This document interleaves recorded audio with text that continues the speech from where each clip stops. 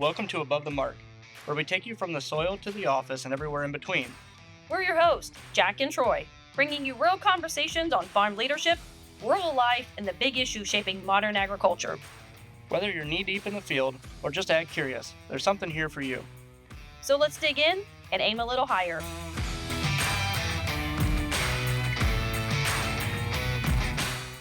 Well, welcome to our latest podcast, Above the Mark.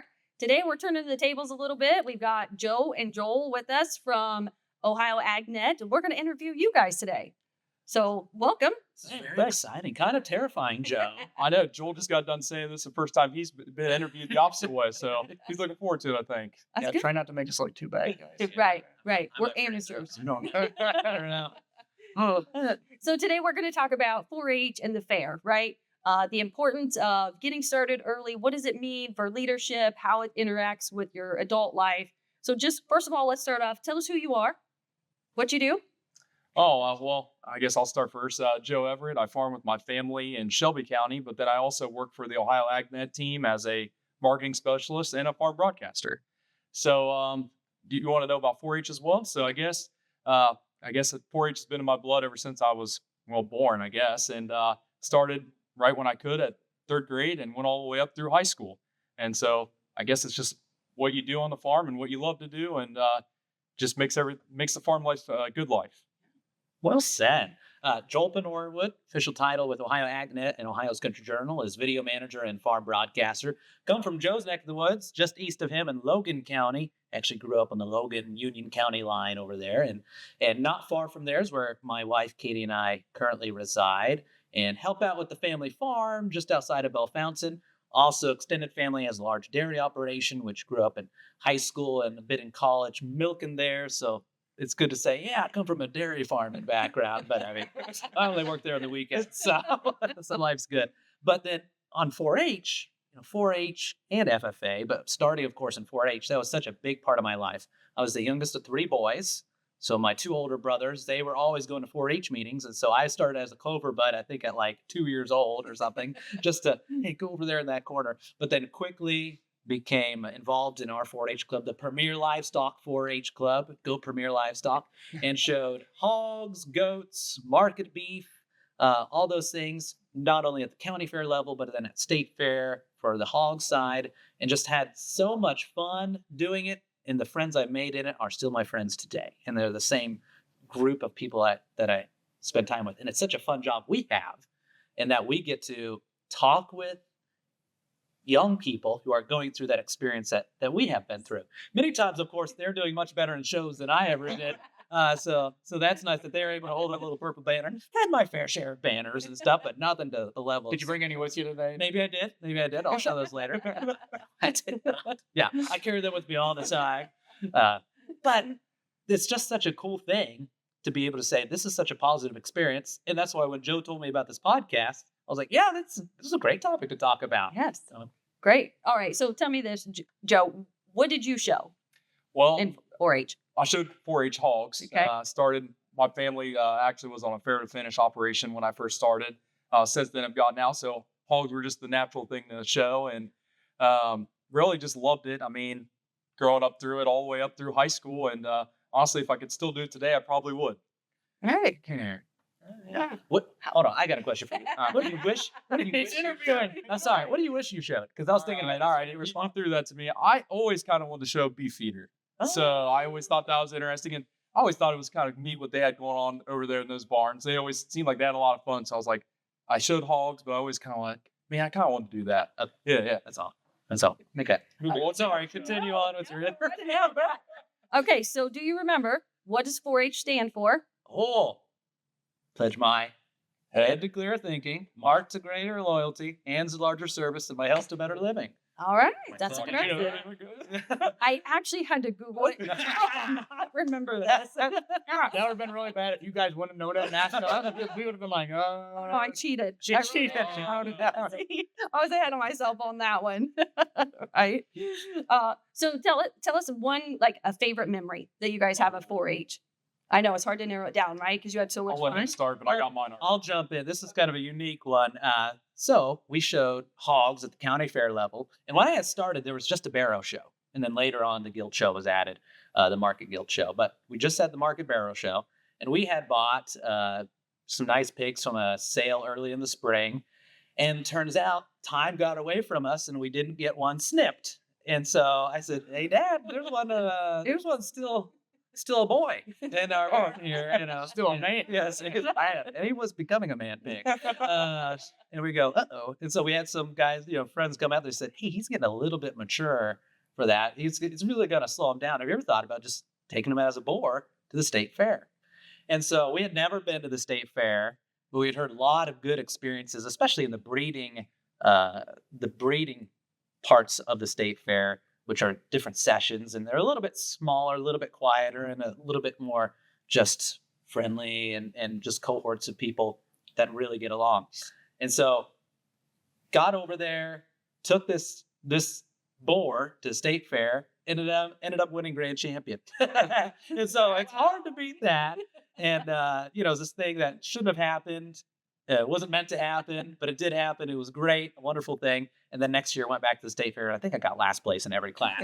So it was a nice little learning experience. But then from then on, became a regular exhibitor at state fair, went on to be a barn boy at state fair, became an announcer at state fair. That led to some other opportunities for this. So it's one of those sort of things that you can kind of draw a neat lineage back to. Absolutely. And there's all kinds of crazy, fun stories with 4-H. There's so many fun ones, right? Well, and there's so many different ones. And I know a lot of times we think about 4-H like as in what you take to the fair, but one of mine is actually 4-H camp. Okay. And I remember when my parents first dropped me off, and I thought, man, I was big time. I was by myself, no one around, I was like, but just hanging out with those older kids and just, learning a lot. And really one of my first times being without my parents. And so it's just a good experience. And I won't talk about all the things we did because some of it was Because should have been doing it. Yeah, that's right. What happens at camp, Steve? Yeah, that's right. That's awesome. So you talked about at the beginning, we talked a little bit about, how you guys are involved now. So when you get into fair season, what does your day look like? What's the daily job, or preparation that goes into it and how that's executed? Right. Well, county fairs are a fun thing from the Ohio AgNet side because you'll probably see the truck and trailer out there, our own Dale Minio, traditionally the one going out to those county fairs on the county fair tour, sometimes taking a check in hand because of local sponsors wanting to give back to the local fair board, and they're seeing that as a nice time to do it. So that's a lot of fun. But how does it usually work from the Ohio AgNet side going out there? So usually we're contacted months and months ahead of time, sometimes the full year ahead of time, saying, "Hey, we're going to have you back." Saying, "We'd love you to come out, broadcast from this show, set up on out there." We get on out there and say, "Hey, before our broadcast time starts, where we start sending broadcasts all over the state of Ohio, we're going to talk with a few folks." So usually a junior fair board representative, maybe a local community member, maybe a representative from the senior fair board, maybe a king and queen, whoever we sort of, is the topic of the day that we're discussing there. Mm-hmm. Have some great conversations in audio form, much like we're having here today. And it's a neat little point because I remember when AgNet or ABN back in the day came to our county fair, and it was sort of this neat little thing that just added to the magic of the county fair, right? The spotlight is put on the junior exhibitors, and it's still that way. Being able to then put those interviews into our midday broadcasts and kind of send them all out to Ohio in different formats. And so that's a pretty fun one from the county side. And then the state fair, things get really crazy because we're really doing it from more of a news coverage standpoint at the state fair. So that's a whole different. Yeah, so you get to talk to, a lot of 4-Hers, parents, that kind of thing. And people listen to that and they probably get an insight on what's going on with the 4-Hers. And, coming from ag communities, we understand the amount of work that goes into it. But can you elaborate a little bit on how much preparation and time goes in these kids are committing to? I mean, that's a huge time commitment. Oh, it's so much work. I mean, it's so much work just from the kids, parents, the 4-H advisors, and we can't thank any of you guys enough because that's what makes the fair great. And all the work they do is really what makes it great. And that's what's fun about our job is we get to tell these stories. And those stories are what, builds on these communities and really is the heart of a lot of these communities are our fairs. I know in Shelby County, our fair, that's what we live for. I know my kids actually, I think they know the exact date. I think it's like 30 days from now. So they would tell me. You don't know that date, John? I don't know exact. Well, that's 20 seconds, but I don't know the exact. So, Yeah. So okay, so if the fair starts July 22nd, right, and you're showing livestock, when do you actually for 4-H kids? When do you actually start Oh, preparing for well, this, getting ready for of it? course, each species of animal, what are you showing, and when that begins is a totally different ball game. I remember, so we showed. I always thought of beef steers or beef market animals, whatever you want to take on that, is one of the most in-depth projects because pretty much right after the fair the year before, you're out there usually September. You're kind of getting that animal. If you're having raised on your own farm, you're buying it and getting it ready. And it's going to be an interesting process this year because market prices are really high. But you're getting it ready. That's when it starts. And then it's this time of year right now, really before fair, you're putting the finishing touches on things. You're making sure that their feed is just right to get them finished out at just 12 o'clock, as they say, not a quarter after, not a quarter before, but 12 o'clock for that judge to see the best of the best on show day. That's what you're aiming for. But then also you're walking them every day. And it's neat because I'm seeing this through a renewed lens through my niece and nephew, Kale and Lexi. Shout out Kale and Lexi. Kale's really starting to get into show experience this year with his hogs, and they're out there every day, maybe twice a day during this time of year. In the morning before it gets too hot, in the evening, walking those pigs because if they don't have that daily interaction, then they're not going to look their best. And so you can't really begin to sort of say, yeah, they just start working about a month before with that. No way. Months and months before. And if for some of these are multi-year projects in some cases, especially on the dairy side. So sorry not to go so far in depth, but it's so amazing. And then also the opportunities in the jackpot series, which are different shows leading up to a county fair that a lot of 4-Hers and such are being involved in. For instance, the OH Pigs Summer Show Circuit. A great experience that I wish was around when I was a younger showman, but is available now. And it's just another opportunity to be out there showing, but it's more work. And these kids, they show up and do it. Well, and to add to what you mentioned, just all the great things. One other thing I would say is we had a late planting season this year, and which a lot of farmers not the best. But I will say this: I was planting on June 3rd, finishing up, and a little stressful. Just wanted to get things done. I look over to the house next to the farm there, and the kid's out walking his pigs. So I'm like, you know what? This could be a worse view. So as I'm finishing up the field, he's out there working with his pig, and we're still a little ways from our fair, and so it just tells you how much work. And it was 8 o'clock in the morning, so it was good to see that. So no sleeping in during the summertime. I guess not. No. Last year, I'll give you this little funny story. So at our fair, I'm from Fulton County. We have a little show for kids, real young kids that can't be in 4-H yet. And my son is now 5, but at the time he was 4, and he wanted to show. So they partner up with a 4-H kid, and maybe a few days before they go out and learn how to do it or whatever. And then they take, there's probably 60 kids that walk through the ring, and everybody gets a trophy, and everybody got a little halter rope, to take home. And we feed cattle. And so a few days after that, my son, he showed everybody that trophy, and he's still talking about it. He's going to do it again this year. He's excited about it. But the funny story was that a few days after that, you could hear cattle running in the barn, and we feed young calves, so they're running. And so I walk out there to see what's going on, and my 5-year-old's standing there, just looking. And I said, "What are you doing?" I'm gonna practice. I said, "You're gonna practice?" "Yep." I said, "Okay. Well, where's your brother?" "He's in there getting his brother's 2." He sent his brother in because he knew that he wasn't supposed to go in there, so he conned his brother into going in.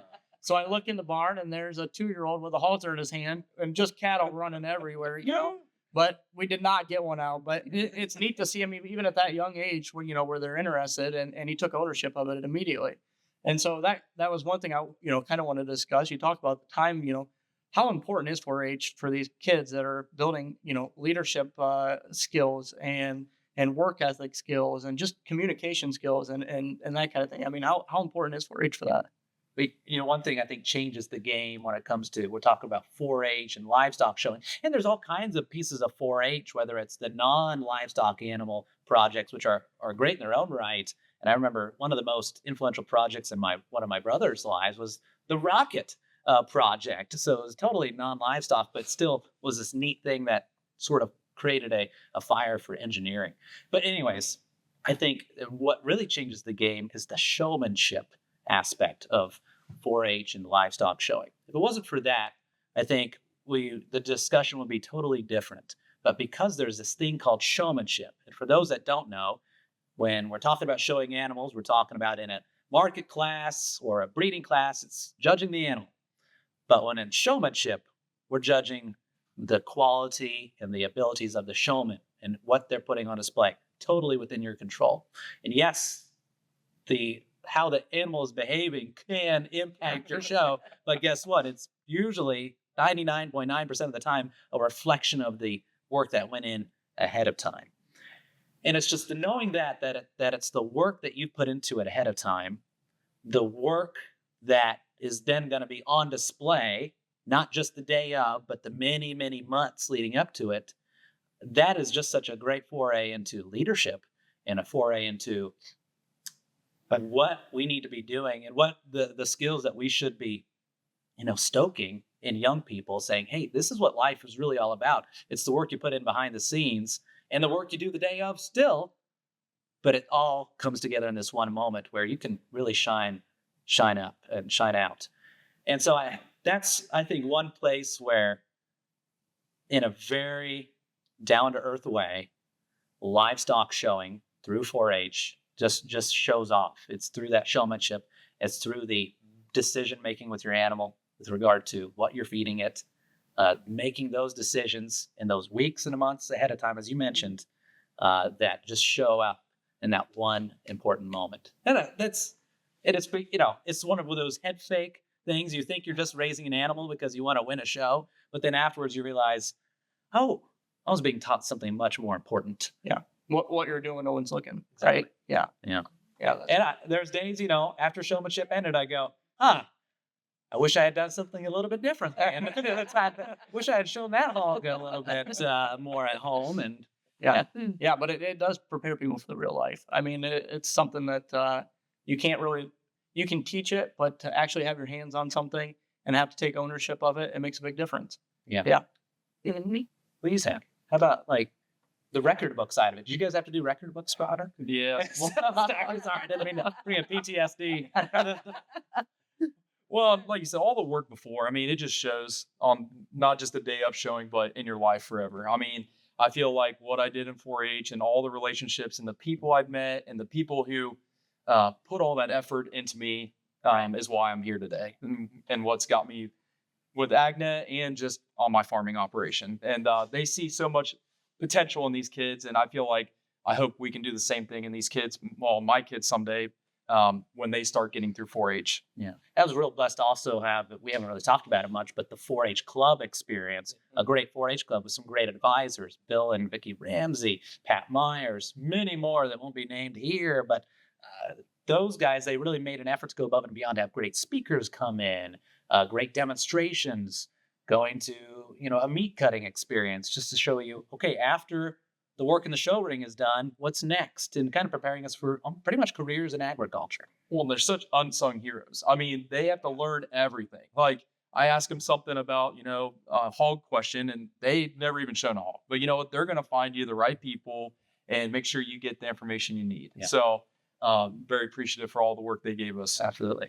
Shout out to all your 4-H advisors. Great. You're great. So, it's great, right? I mean, there's so many things that you take on, not, from the early stages all the way through life that you pick up. And so then thinking about, okay, so we transition from all the things you're learning and we're talking about the fairs and the communities. What does the local fair mean to a community? What does that bring to the table? Well, it's kind of a highlight, right? I mean, for the Shelby County Fair, I mean, we say it's the best week of the whole year. And it's just, it's a time where your agriculture community gets together. And a lot of times people get busy with the daily lives of just being busy on the farm or what you're doing. But it's a time where you get to see everybody in your community. And a lot of times you don't see them. They might be your neighbor, but you might not see them until you're in the hog building, or you might not see them until you're at the show ring. And really just a good time to get together and eat good food. A good way to see that is you ask somebody, what's the best fair in Ohio? and everybody always says they're fair. That's right. That's right. Oh, you've never been to. Yeah. And and then some people put the word great before it. It's Great Dark County Fair. And so they have to one up you one right from the start.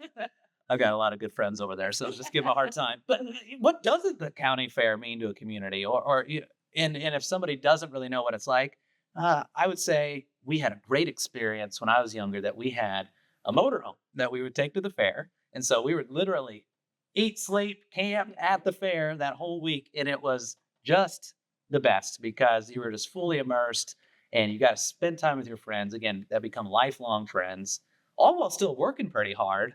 You're up at some interesting hours during the fair, taking care of your animals, especially on show days or pre-show days. But all throughout it, hard work is not the enemy of having fun or a good time, but rather the complementary cousin of it when done well. And so that's, I think, agriculture knows this. We know that hard work is a good thing, and it's just on display there at a county fair. And so for the county fair, right? I mean, the kids who grow up on farms, they know about the fairs, but it's so much more, right? There's things like you mentioned earlier, your brother's rocket project. There's kids who live in town, right? There's so much the fairs can offer them. I mean, so what are some of the things that you guys have seen that maybe a kid who didn't grow up on a farm that they can participate in when it comes to the local fairs? All kinds of stuff. I mean, there's photography, there's archery, there's all kinds of things out there that kids can learn about. And that's where I recommend if you don't know what you like, get in part of a club because they'll help you find something you like. There's something for everybody out there.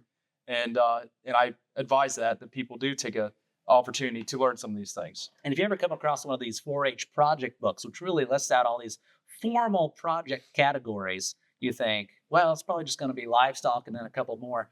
No, not the case. There's all kinds of it, from clothing, from public speaking, rocketry, to ham radio, to much, much more. Livestock, a small part of it, because 4-H has become this thing that started in Ohio. A.B. Graham started 4-H actually just south of where we're from. Just right down the road from me. But just cool thing that has local roots that's gone to improve the lives of so many young people. It's cool. Go take a walk through not just the barns at a county fair, but the other project buildings on display as well. Yeah, no, that's fantastic. Okay, so obviously you guys are super excited, right? You started from the very beginning. You're into your professional careers with ag. You've got a lot of memories being at the fair. I mean, even today in your adult careers, right? You're at the fairs. What's one of your favorite memories? You got yours? There's so many. There's a lot. There's a lot. I remember the feeling. So our hog show was always the first at Logan County Fair to start. And the Logan County Fair's hog show was sort of this, you kind of go into this holding area, and then you go into the entry pens, and then you're released out to the judge. And it was the first event of the county fair. And you would start, if you had older brothers, in peewee showmanship. And I just remember vividly my heart beating out of my chest going, okay, now's my time to shine. And then this is great. And then we're going to enter into it. And all of a sudden, you open the gates and the hog runs to the other side. But you don't care because you're out there, you're having a good time. You're doing what your older brothers got to do that you've always looked up to. Your family's cheering on you from the stands. And it's this great thing where Dale Menu always says at the Sale of Champions at the Ohio State Fair, the world is ran by those who show up. And that is on display in no better place, I think, than at a fair. And so, yeah, you can have a good time. Maybe things won't go as planned at all. And maybe they will. Maybe they'll go better than planned, like a Duroc board at the state fair. Any way it goes, man, it's a good place to be at the county fair, right? How about a favorite memory? I got a lot from when I was a kid, but actually one that's most recent is probably my daughter was in the junior king and queen contest at the fair, and she won this past year. And it wasn't even that her winning; it was just fun to see her being a part of something that we did as kids, and just seeing her excitement. And I just know she's got a long future in 4-H yet that I'm excited to be a part of. Right. If there's listeners out there that are like, man, this sounds great, and I need to get my kids involved with this, or whatever it is, but maybe they don't have opportunities, to have an animal, or they don't have whatever where would you start? Like, where would you start to get involved with it? Right. Well, first of all, go to our website, ohioag.com. No, we do have listing of county fairs and such, though. But first of all, if you're really not familiar at all, go find a fair near you. It is fair season now, and it goes all through the summer, well into kind of the later part of the summer as well. So go all over Ohio. There's all kinds of opportunities, but there also start Googling 4-H, your local county extension office, and you'll find a huge amount of resources just to start getting involved, including a listing of the many 4-H clubs in your area. And I can't recommend enough starting to get involved, no matter the age. Yeah. I would just say the same thing. Extension office, they can get you in the right place and find you a club because sometimes a project works better in certain clubs that specialize in that. And so that'd be probably the best place to start. Awesome. Well, thank you guys very much for coming on. We've really enjoyed this conversation, and I think that we've got excited for. I feel like I need to go drink a milkshake. Absolutely. Can I ask you guys one question? Yeah. What's your favorite fair food? I ask all the kids this question when we do fair interviews, but I have to ask everybody that. What's your favorite fair food? I just gave mine away. Oh, I'm a milkshake. milkshake guy. Green juice. I don't know. I'm usually the person who's going to go for anything that's deep fried at the fair. Can't blame you. Yeah. You're right. Deep fried Oreos. That's right up there for me. That and funnel cakes. Yeah. There you go. There Something. you go. Yeah. That's right. I'm the fried veggies. Those are the best. But yeah. Healthy. Yeah.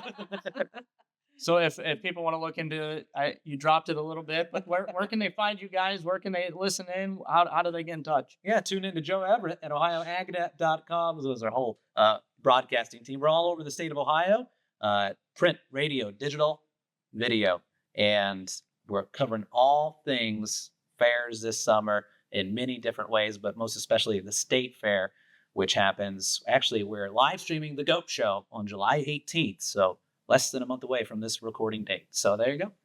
Thank you guys. Yes, thank you. Thank you. As always, thank you for listening to another episode of Above the Mark, and we'll see you guys next time. Well, thank you guys for tuning in to another episode of Above the Mark. Be sure to follow us on Apple and Spotify along with YouTube, and we'll see you next time.